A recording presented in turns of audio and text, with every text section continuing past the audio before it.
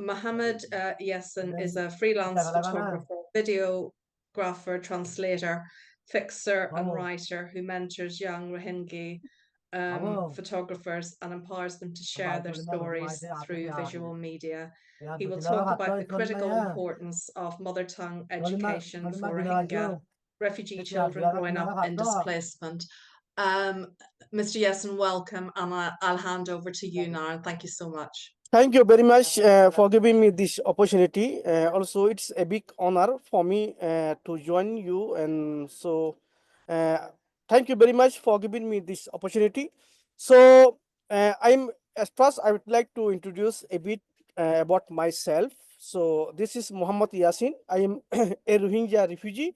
So, I am originally from Myanmar, but in 2017, there was the biggest conflict that happened in our country. So more than 1 million Rohingya refugees were possibly forced to leave our own country. Now we are surviving in Bangladesh refugee camp. So that is in Cox's Bazar. So today my topic is about the preserving identity through language. So thank you very much for giving me this opportunity. So in Rohingya refugee camp, so there are 500,000 Rohingya refugee children. So, and there is men and women, but the 500,000 are the children in the world largest refugee camp. So we are the mother, our original language, that is the Rohingya language, that is not, practiced well. So today I am going to talk about this, especially about the language that we have been, preserving since 19th century in Myanmar. So our languages, in Myanmar there are many ethnics. So a part of them also Rohingya is a part of the Myanmar. So we are the bona fide and indigenous citizen of our country, but we have been displaced since very long time. Still we are refugee in Bangladesh refugee camp. So today there are 500,000 Rohingya children in the camp in Cox's Bazar. So where our language is not practiced well. So as the Bangladesh governments recognize as we are Myanmar citizen. So yes, we are the Myanmar citizen. We have our national language, that is the Burmese. But the issue is that we are the ethnic. We have our own language, that is the Rohingya script. So we have at least three script that was built, that was created first in 19th century. Right now we have our own language through which we have our identity, we have our culture, we have our own identity on this. So but today the Myanmar government has been erasing all our documents. They have been confiscating our documents. They are trying their best to dismiss this Rohingya ethnic minority from Myanmar. So already they have confiscated our document. They have destroyed our own language. So finally they have made us leave our own country, and now we one more than 1 million Rohingya refugees are living in Bangladesh camp. So today my topic is about the preserving identity through language. But here in refugee camp, it's very difficult for us to preserve our identity through our language, because there are so many NGO learning school. I can't say those are school; those are the learning centers. These are just the basic level. So where the Rohingya language is not practiced, where that's just the Burmese language and the English and the other signs.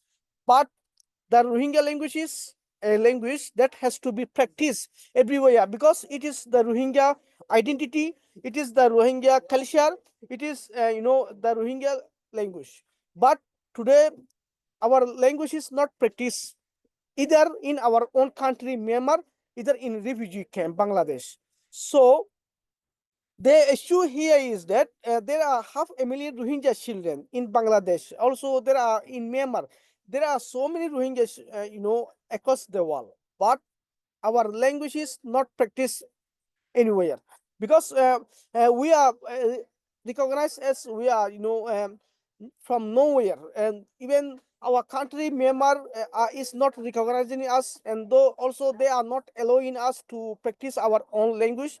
So for this reason, we have been displaced many times. For example, since it has been almost 70 years, we have been, under the slow genocide in Myanmar.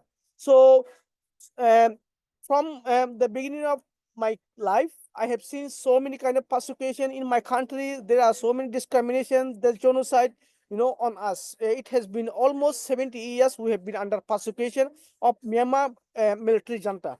So today, our language is just like a lost language for us because we Rohingya try our best to preserve our own language because it is our identity, it is our culture, but the world and the Myanmar government, no one is, giving us the opportunity to practice, to preserve our own language for our identity, for our documentation. So let me give you an example. In right now in Rohingya refugee camp, there are 500,000 Rohingya children in the camp. We that have been derived of their own language because there are so many NGO learning centers where the Rohingya language is not practiced. Where the teachers and the general people talk in Rohingya language, but it has to be taught in a school. It has to be taught in madrasa. It has to be taught in so many study platform. Then, so for this, uh, what my idea is that the international community should raise a voice for Rohingya community so that they can preserve their own language. So it has to be preserved because Rohingya is an ethnic minority in Myanmar, and they have their own language, they have their own identity, they have their own culture, they have their own documents. They are the citizen of the Myanmar, but today, you know, it seems like that we Rohingya people are being forgotten by the international community. From my understanding, anywhere, either in refugee camp, either in Myanmar, in other countries, Rohingya language should be given priority at a school or at madrasa or other, you know, uh, platform where anyone can, study the Rohingya language. But in our country, each ethnic has their own language, but Rohingya has their own language as well, but we are not allowed to practice it in our own country because we are Muslim minority. We have been under persecution since many decades. So the Myanmar government don't want us to be a part of their own the country. That's why they at first they have destroyed our documents, and then also they destroyed our own language. With the language, they destroyed our identity. They destroyed our documents, and finally they have made us refugees and leave our own country. It has been now 8 years in refugee camp where there is lack of opportunities for the refugee children. There is no opportunities, there is nothing for the refugee children in the camp. So I think Rohingya language has to be preserved everywhere, wherever we are. So Rohingya language is our identity. So its identity is assistant. Preserving the Rohingya language mean safeguarding our history, safeguarding our culture, safeguarding our future. So we have to speak it everywhere. We have to write it everywhere. We have to teach it everywhere because we want to keep it alive for our generation who will be next time. So I think I have a very limited time that I just took 10 minutes for this. But if you allow me, I will be happy to share more about our crisis and our language. Thank you, Yeasin, for for that talk to us and for sharing your thoughts with us. It's actually from John, our previous speaker, talking about his family as well being displaced, and he says there's Okay. plenty of space and resources in the world to allow everyone to exist So, peacefully together. And he says, sorry, he just says greed and power will always be the problem in this world. I don't know if you've got any views on that, Yeasin. here is mentioned that what step have you on a personal level taken to preserve your language. So for this we have in refugee camp we have so many kind of community based school. We have madrasa, we have masjid where we teach always our own language to the children, because if the NGOs and other organization don't support our own language, but we Rohingya community never stay behind on this. We always try to teach our own language to everyone in the camp. It's like if either there is children, men, women, everyone whoever from our own community, we always teach them either at inside shelters or in madrasa or in community learning centers where we teach them our best, and then inshallah praying to God that our language will be recognized one day. Although we are not recognized, and in future we will be recognized one day. It has to be recognized. Thank you for that, Yeasin. I just wanted to check if anybody else has got any other questions as a wrap up, either for Yeasin or for any of the other speakers, if they're still available.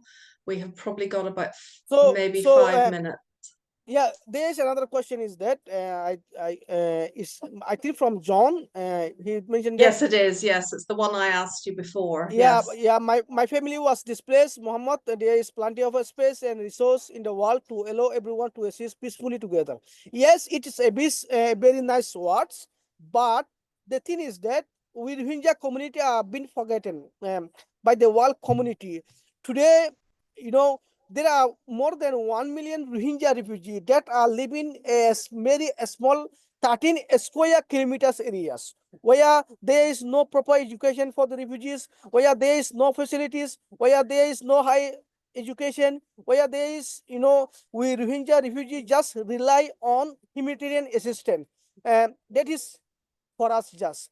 There is nothing for us, just the world community is forgetting us a lot. There are other crises around the world, it's like in Syria, in Palestine, in Gaza, in Ukraine. Because of this, Rohingya crisis is been forgotten. But the world has to, remember us on this, because we Rohingya community belong to our own country, Myanmar.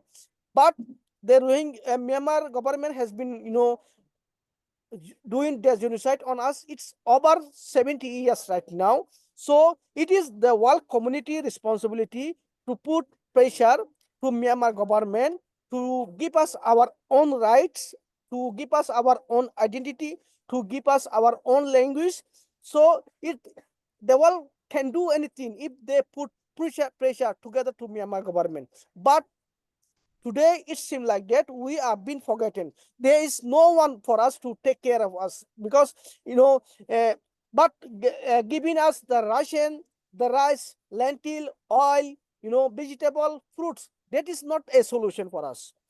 The solution for us is our own country. There we have our own language. There we have our own culture. There we have our own lands. There we have our everything. But today it seems like that we are being forgotten, and our crisis is being getting lost. So our generation is getting lost day by day. So just imagine there are 500,000 Rohingya children. They can't move. They can't go anywhere. They just study in a small learning center where the basic uh, language is being taught. Also, just imagine where there is no any access for the technology. There is no access any, nothing access for the Rohingya refugee children here.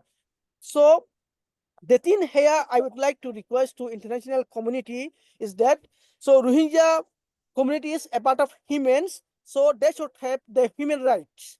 They should have their own identity. They should have their own language. It is the responsibility of the world community to support us as much as they can. But just giving the ration in refugee camp, giving the shelters in refugee camp is not enough. We have our own land, we have our own culture, we have our own identity. It has to be preserved because we don't want to be a lost generation. I hope you got me well. Thank you. Yes, and I just wanted to let you know that there's a number of comments Yes, in the I chat seen them. Yes. thanking you for what you've shared with us. Is ultimate and comment your community commitment to your culture and language. I feel so important and privileged at the same time. I can't for time you are polite. So thank you for this. Actually, we have been practicing our own language when we were in our own country, but when we were in our country, we could not study our own language publicly because there was restriction for us. There was, everywhere restriction for us. So we needed to study our own language at home. Either, although we speak our own language, but we can't write them anywhere. We can't write them on paper. We can't write them on documents. Just what we can do is we can speak. That is our language in Myanmar. But in refugee camp, we are not restricted to practice our own language. So, but also our language is not, supported by any community, any NGOs, any INGOs, any international community. With Rohingya community, there are so many scholars, there are so many teachers that print so many kind of Rohingya books that is in Hanifi language. I will share you the PDF of our language. So now in every shelter, so I am also combining so many questions together. So in our shelters, so we have been practicing this language for everyone, either men, women, children. We study it in our shelters, we study it in madrasa, we study it in mosques, we study it everywhere. So I hope you got me well. Thank you. uh, there are so many scholars from Rohingya community who are living abroad, and one of them, one of the scholar, his name is Muhammad Siddiq. He lives in London. So also he is doing a language program that is in Latin language. Also, it's a part of Rohingya language. So in Rohingya community, there are now two languages being practiced. One is the Hanifi script, another one is the Latin script. So most of the people, like to study the Hanifi script one. So some practice the Latin one. Most of the people practice the Hanifi language. So I am going to share you here, if there is the chance to share the file here, and then I can also put the link here, and then you can check it Please. well. Yes, if you could share a link or put something in the chat box, or speak to the organizers, and we'll be able to share that. So thank you very much, and Always thank my you, pleasure. thank you.